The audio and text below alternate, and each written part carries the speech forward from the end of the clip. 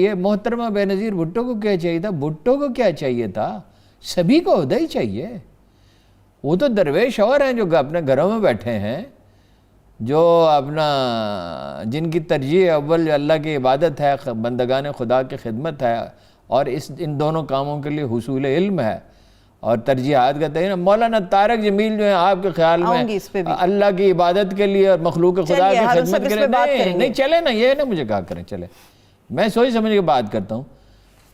مقبولیت کے لیے، اگر مقبولیت کے لیے نہیں تو گالیاں دینے والوں کو روکتا کیوں نہیں ہے؟ خود تو وہ بہت شائستہ آدمی ہے، اس میں قطعاً کوئی شبہ نہیں، اور اس میں بھی کوئی شبہ نہیں کہ وہ کوئی کسی سے پیسے ویسے نہیں لیتے، لیکن اس کا جو پلس پوائنٹ ہے وہ ماننے چاہیے۔ وہ بوجھ تو پھر مولانا صاحب کے کندھوں پر گیا رہا ہے۔ نہیں تو وہ اپنا کہیں نا اپنے حامیوں سے کہ مت گالیاں دو۔ دیکھ کتنی ان کی انا کی تسکین ہو رہی ہے کہ ان کے مخالف اخبار نویسوں کو، اخبار نویس فرشتے نہیں ہیں، اخبار نویسوں میں بہت خامیاں، میڈیا جو ہول بہت سی کمزوریاں رکھتا ہے، لیکن یہ کہ یہ کوئی شرمناک بات، یہ دنیا ساری مقبولیت کی بھوکی ہے، وہ بہت تھوڑے لوگ ہیں یعنی مقبول ہونے کے جن کی ترجیح اول اللہ کی رضا ہے۔ وہ ایک آدمی کو میں آپ کو بتاتا رہتا ہوں وہ کون آدمی تھا جی، وہ محمد علی جنات ہے۔ دوسرے آدمی کا نام بھی بتاتا ہوں، اس کا نام تھا اقبال۔ نہیں ویسے ہزاروں لاکھوں بندگان خدا ہوں گے جو مشہور نہیں ہوتے، وہ تو رسول اللہ نے فرمایا میری امت کے بہترین لوگ وہ ہیں جو کسی محفل میں جائیں تو ان کا تعارف نہ کرایا جائے، اور اٹھ کر چلے جائیں تو ان کا ذکر نہ ہو، وہ خاموش بندگان خدا۔ کوئی مدارس میں ہوں گے، کوئی مساجد میں ہوں گے، کوئی ڈاکٹر ہوگا، کوئی انجینئر ہوگا، کوئی ٹیچر ہوگا، ٹھیک ہے، اور اخبار نویسوں میں بھی ایسے ہیں۔ اب یہ زوم تقوی کے مارے ہوتے ہیں نا مولوی، یہ تو کسی اور کو مانتے ہی نہیں ہے نا۔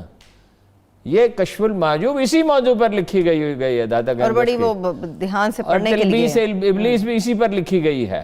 آپ نے کہا ارون صاحب کہ سارا کام، سارا کھیل ہی مقبولیت کا ہے، یعنی کہ عہدہ بھی چاہیے۔ پھر دو صاحبہ کو پنجاب میں حصہ دیں گے، پنجاب میں حصہ دیں گے۔ ہیومن انسٹنکٹس کیا ہیں؟ غلبے کی جبلت، غلبے کے لیے پیسہ چاہیے، غلبے کے لیے مقبولیت چاہیے، اور اولیاء کرام کا فرمان یہ ہے جس پہ تقریباً سب متفق۔ میں احمد جاوید صاحب سے ملا اس واقعے پہ نہیں، مولانا طارق جمیل صاحب والے واقعے پہ نہیں، اس سے بہت پہلے میں نے ان سے پوچھا کہ جو مذہبی رہنما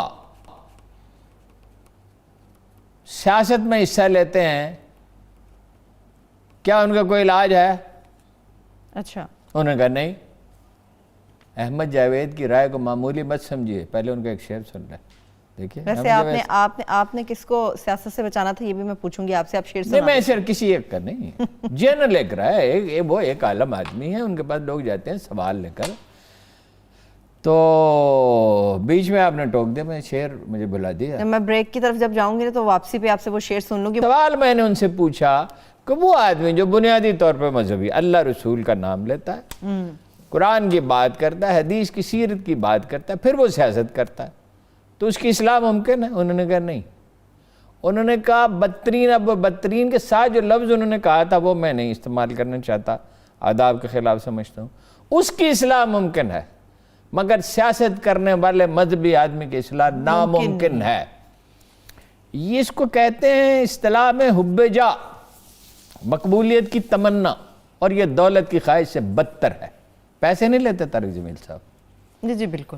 ایک بات یہ ہے فرقہ وارانہ اختلاف کی بات نہیں کرتے، کسی مکتب فکر کے خلاف بات، یہ ان کا بڑا پلس پوائنٹ۔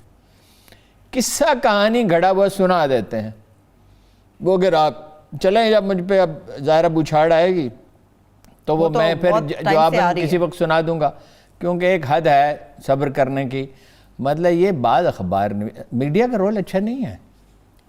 میڈیا جو ہے وہ پاکستانی عوام میں پاپولر نہیں ہے، اس کی وجہ میڈیا کی کچھ اپنی غلطی ہیں، کچھ وہ سیاستدان ہیں جو ہر روز 7 بجے 8 بجے 10 بجے 11 بجے بلائے جاتے ہیں اور ڈٹ کے جھوٹ بولتے ہیں۔ شکر ہے میرے شو میں کوئی سیاستدان نہیں آتا ہارون صاحب، ٹھیک ہے، میں نے کہا 10 بجے بھی کہہ دیا نا آپ نے۔ نہیں، وہ بلائے جاتے ہیں اور وہ ڈٹ کے اپنی پارٹی کے حق میں جھوٹ بولتے ہیں۔ ان میں بہت کم ہے کہ جو متوازن رائے دیتے ہوں، چند ایک ہیں، مطلب جو جھوٹ بولنے تو کرے، ندیم چند ہے، فخر امام ہے، کچھ اور بھی ہیں، بعض اوقات نام ذہن میں نہیں آ رہے ہوتے۔ تو اور بس ایسے تو درجنوں ہیں جو جھوٹ بولنے جو گریز کرتے ہیں، بات گول کر دیتے ہیں، ٹھیک ہے.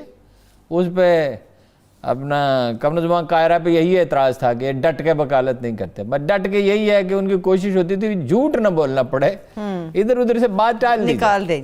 ٹھیک ہے نا جی. تو وہ میڈیا ان پاپولر ہے اور میڈیا کو گالی دینا فیشن ہے، اور یہ فیشن جو ہے بھئی 10 سالہ جدوجہد کا نتیجہ ہے. اس میں پہلے انہوں نے کیا نون لیگ نے، پھر پی ٹی آئی نے کیا. اب مقبول ہے عوام لیڈر بھی خلاف ہوں، میڈیا کی اپنی بھی غلطیاں ہوں، اور معاملہ بھی ایک ایسے عالم دین کا جو بڑا پاپولر ہے، لیکن انہوں نے ایک دن اللہ کے سامنے جانا اور ہم نے بھی جانا ہے. بالکل. جو جب وہ یہ کہتے ہیں نا کہ جو لفافے لے کے ثابت کرتے ہیں ان پر لعنت ہو، تو ہم آمین کہتے ہیں. اور لعنت تو ویسے ہی ہوگی، رزق حرام کھانے والے پہ خدا کی لعنت تو ویسے ہی آ جاتی ہے. رزق حرام کھانے والے پہ رحمت تو ہو نہیں سکتی. تو وہ کہیں کہ لفافے لینے پر لعنت، تو ہم کہیں گے آمین ثم آمین ثم آمین، جو لفافہ لے کے ثابت کرتا ہو. اس لیے کہ رزق حلال جو نہیں کھاتا اس کی تو دعا ہی قبول نہیں ہوتی، اس کا تو خود اللہ تعالیٰ سے کوئی تعلق ہی نہیں ہے. لیکن جن لوگوں کو لفافے لینے والے کہتے ہیں نا، ہم نے کوئی ایک ایک کی تحقیق تو نہیں کی، اس کی اکثریت ایسی ہے نہیں. بس ویسے بدنامی ہو گئی ہے بہت زیادہ. نہیں، بدنامی نہیں ہوئی. چند کے اوپر سب کو نہیں رکھا جا سکتا ہارون صاحب. اس دنیا سے کوئی اٹھے گا نہیں، اللہ کے رسول نے فرمایا، جس کا باطن بے نقاب ہو جائے. تو ہم بھی اسی دنیا میں ہیں اور خطاکار ہیں. ہمیں تو کوئی ذوم تقویٰ نہیں، تقویٰ ہے ہی نہیں، تو ذوم تقویٰ کدھر سے ہے؟ پہلے تو تقویٰ ہو تو ذوم تقویٰ ہو. پھر آئے. تو مولانا بھی اسی دنیا میں ہیں. اگر ہم زندہ ہیں اور وہ بھی زندہ ہیں تو دنیا میں پتہ چل جائے گا کہ کون سے اخبار نویس ہیں وہ لفافہ لیتے ہیں، اور کون سے اخبار نویس ہیں جنہوں نے ڈس ایگری کیا اپنے طور پہ. وہ ڈس ایگریمنٹ میں بھی غلطی کر سکتے ہیں. یعنی یہ تھوڑی ہے کہ اخبار نویس کی رائے تو صحیح ہے اور عالم دین کی تو ہے تو غلط ہے.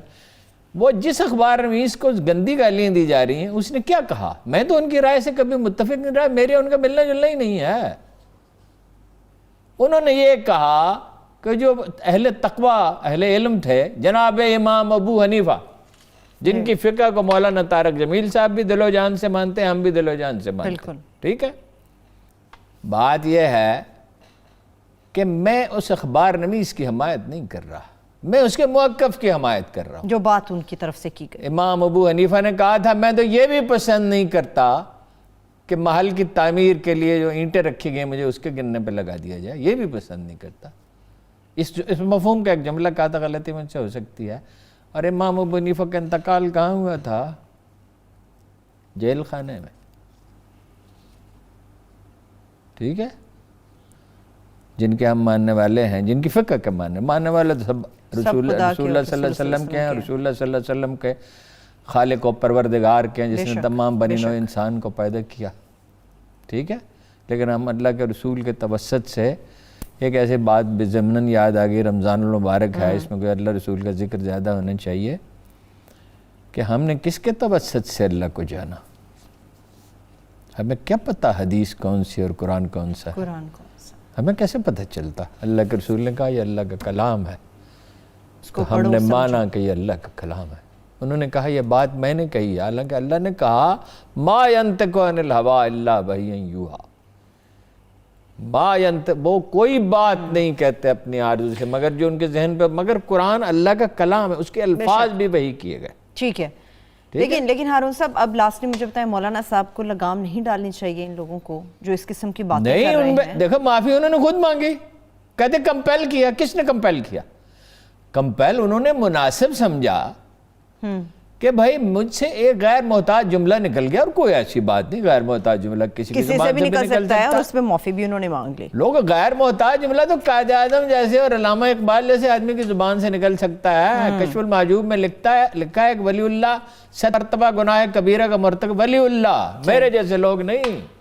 ولی اللہ فرض کیجئے، مولانا طارق جمیل ولی اللہ فرض کیجئے، ہو سکتا ہوں ہی، اب مجھے کیا پتہ ہے، تو اللہ جانتا ہے. لیکن غیر محتاج جملہ تو کہہ سکتے ہیں، اور ان کا کوئی عمل ایسا تو ہو سکتا ہے جس پہ اعتراض کیا جائے. ولی اللہ پیغمبر تو نہیں ہوتا. ٹھیک ہے. وہ آئیں اور کہیں میرے بھائی کو کوئی حق نہیں ہے خلق خدا کو گالیاں. بالکل میں یہی کہہ رہی ہوں. اور گالی بھی ایسی جو پرلے درجے کا بد زبان آدمی، ان کے بھائی تھے نہیں تھے آج کل ایک تو سوشل میڈیا پہ یہی پتہ کرنا مشکل ہے کہ جعلی ہے، بھائی ہوں، کزن ہوں، جھوٹ بہت زیادہ دور کے بولنے والے ہوں، یا یہ منہ بولے بھائی ہوں یا کچھ ہوں. مولانا طارق جمیل کو انہیں منع کرنا چاہیے، اور مولانا طارق جمیل کو ایک بات معلوم ہونی چاہیے، خوف ایک ایسا ویپن ہے جو بہت سلیکٹیولی یوز کیا جاتا ہے.